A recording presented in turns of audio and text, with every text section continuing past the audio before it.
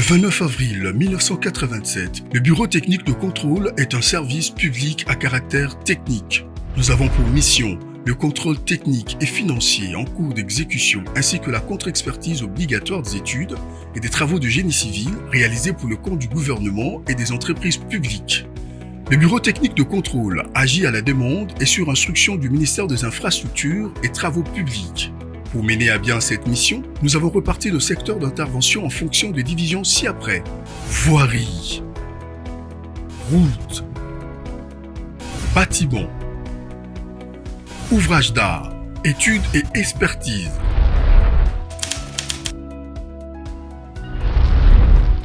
Notre logotype est composé d'un globe oculaire pour indiquer le regard que nous avons sur les travaux que nous sommes appelés à contrôler au nom de la RDC sous la tutelle du ministère des Infrastructures et Travaux publics. À l'intérieur de ce globe, nous trouvons des éléments suivants. BTC, le sigle du Bureau technique de contrôle,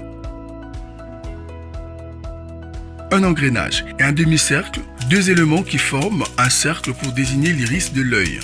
Si pour l'œil, l'iris permet de réguler la quantité de lumière qui atteint la rétine, pour nous, l'iris présenté sous forme d'engrenage symbolise les équipements techniques et les applications d'ingénierie utilisées pour aboutir à des résultats fiables.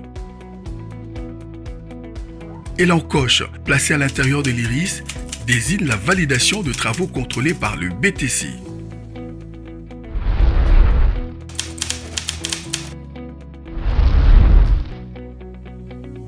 Notre logo est dominé par la couleur bleue qui reflète la confiance placée au bureau technique de contrôle par l'État congolais. Le couleur du drapeau de la RDC, incrusté dans le sigle BTC, permet de situer notre position géographique. La couleur verte sous l'encoche exprime notre validation, mais aussi notre état d'esprit qui est de travailler pour l'émergence du BTC. Et le noir exprime la rigueur, la neutralité et le respect de valeurs d'éthique dans l'exercice de notre mission.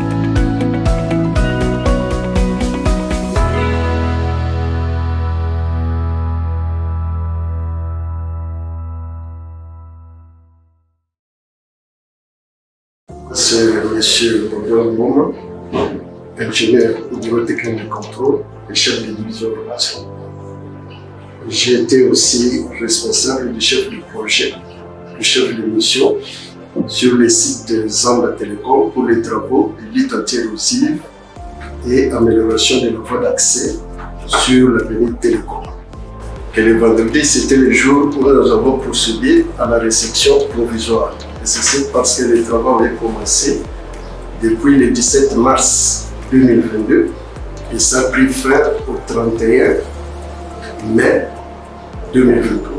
Donc la durée des travaux, c'était de 9 mois à peu près. Et nous l'avons respecté, malgré les contraintes financières qui ont essayé un peu de modifier le délai d'exécution du temps. C'est un projet de près de 8 millions de dollars, dont les travaux consistaient à la lutte anti-érosive sur le site Zamba Télécom et la réhabilitation de la voie d'accès de la route Télécom. Vous savez que les habitants de cette contrée-là ont souffert. L'érosion avait emporté presque des hectares et des hectares de parcelles. Tout le monde avait perdu espoir. Il y a une notabilité du quartier qui a milité pour demander ces travaux et le président de la République avait lancé ces travaux qui ont pris presque une année.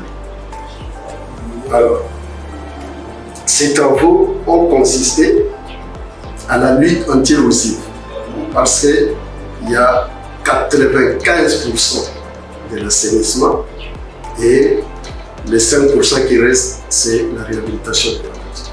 Sur l'assainissement, nous avons construit les collecteurs principaux long de 1100 mètres, les collecteurs secondaires long de 400 mètres et les chambres de chute. Les chambres de chute, il y en a presque 4, plus les caniveaux intermédiaires qui devraient récolter les eaux de ces bassins versants vers la rivière, ce que nous appelons émissaire en termes techniques. Ça, c'est du côté assainissement.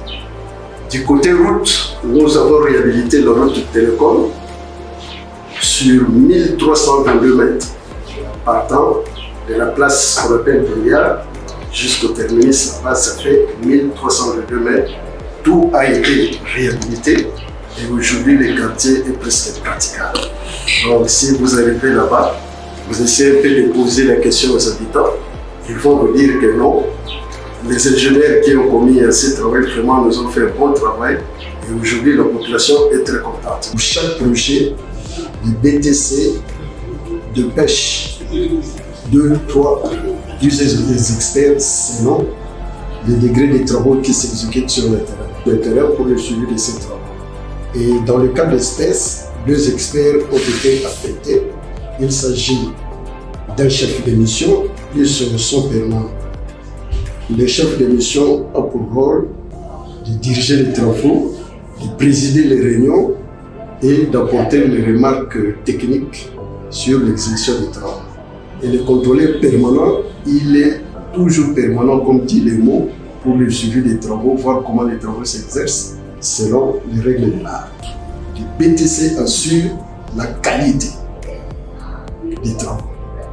Et le BTC doit s'assurer que les travaux s'exécutent suivant les règles de l'art. Parce qu'en matière de projet, nous avons un livre qu'on appelle les cahiers de prescription technique. Et la mission de contrôle est là pour que ces cahiers de prescription technique, qui est la Bible, qui est considérée comme Bible du projet, soient suivis noir sur blanc pour son applicabilité sur le terrain. Voilà un peu le rôle des experts de la mission de contrôle ou du bureau technique de contrôle qui sont commis sur le chantier. Donc il assure la qualité des travaux. Il assure que les travaux puissent respecter les délais qui ont été prévus dans les cahiers de prescription technique. J'espère que là où le bureau technique de contrôle intervient pour le travail, c'est vrai que nous sommes des humains, nous avons certains mouvements qui ont certaines faiblesses. Mais 80% de ces travaux, la mission de contrôle joue son rôle prépondérant pour que les travaux puissent s'exécuter suivant les règles de l'art. Quand nous parlons des règles de l'art, nous avons des conditions sur lesquelles les travaux doivent être exécutés. Par exemple, vous devez poser le béton. Pour la pose du béton, nous devons savoir quel type de béton qui est exigé par les cahiers de prescription technique. Si c'est un béton 400, si c'est un béton 300, 350, à cet effet, comme de visu, nous pouvons juger le béton par un essai que nous appelons le compte d'Abraham, mais le BTC exige des essais pour contrôler ce béton. La même chose pour les routes. Vous avez la couche de fondation, quel type d'essais que nous devons demander. Vous avez la couche de base, quel type d'essais que nous devons demander. Vous avez la couche de mouvement, quel type d'essais que nous demandons pour que nous puissions juger la qualité de ces travaux. Voilà un peu le rôle du bureau technique de contrôle. Parce que vous êtes sans oublier, si la qualité des travaux n'est pas assurée, c'est vrai ce que vous avez présenté comme inquiétude peut apparaître.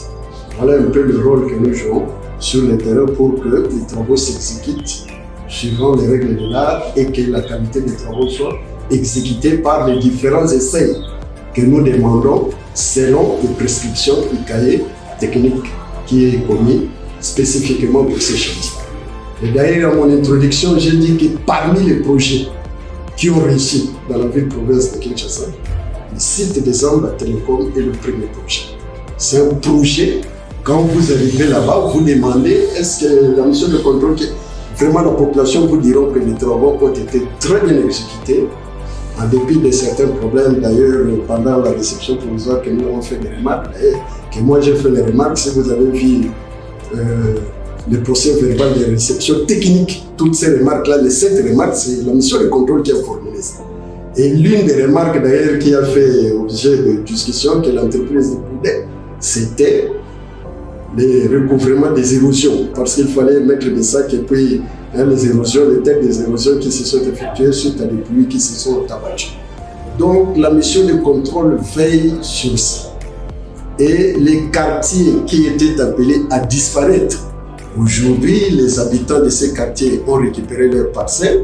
Si vous arrivez là-bas, vous allez voir que les parcelles qui voudraient disparaître sont revenues, les parcelles ont monté de prix grâce aux travaux de lutte anti-érosive que nous avons effectués pendant une année. Les riverains sont très contents. D'ailleurs, ils se sont appropriés eux-mêmes le chantier parce qu'on leur a dit qu'il faut le suivi, il faut la maintenance. Maintenant, les recommandations que nous faisons à l'autorité, ce sont des travaux de lutte anti-érosive. L'autorité doit prendre soin d'assurer la maintenance. Ce qui nous manque, c'est ça. On peut débourser des millions pour un projet, mais si la maintenance ne suit pas, en éclat, vous allez voir que les travaux, vous voulez un éclat et ça se fera du bruit.